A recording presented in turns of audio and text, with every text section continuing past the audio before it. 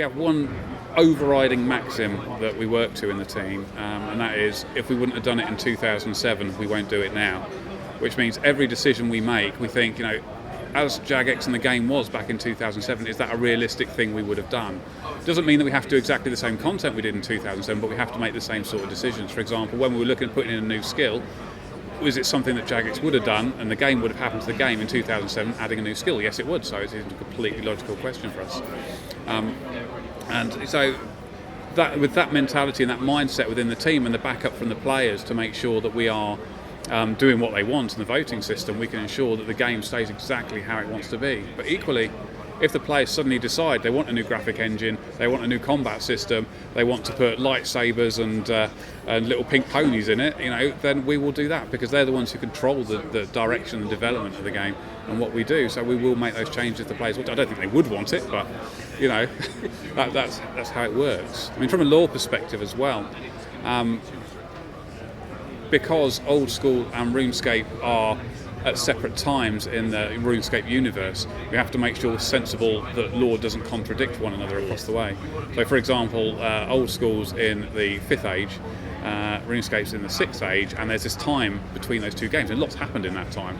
For example, one of the gods has been killed, and if we kill the god before it gets killed in the second game, then it makes no sense, the whole RuneScape universe. So we need to make sure that we are complementing each other from a lore perspective as well. How do you keep track of these things? Do you have somebody who is really good in keeping things in order, or are you all really good in? The people I have working in the Old School team are all fanatic RuneScape players. They all either have been developing the game for years or been playing the game for years. They are all passionate about the universe that we work in, and so for a lot of us, we immediately know what the issues are that we face. We try and make these decisions and immediately work around them. But we've also got the backup of the design team and Dave, who's the lead designer, so we could always go to him and say, look, this is what we're planning. Is there anything here which looks as if it shouldn't happen?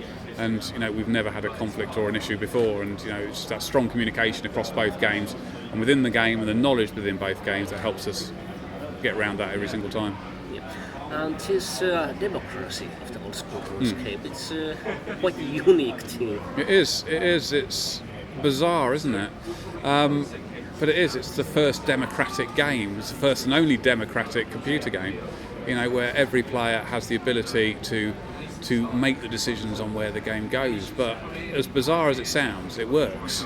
And the players who feel more invested in the game because of it stick around for longer, play for longer, and feel as if they can really make a difference to what's going on.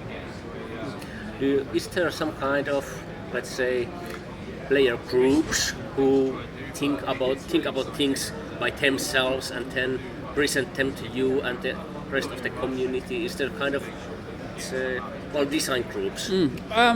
There's no official council, as it were. We did actually discuss with the players, should we create a council of players where they can help us find all the good ideas, and then we can talk to them more easily, than talking to 300,000 players at the same time. But the community didn't like the idea of having a person elevated above the rest. They're very much into fairness.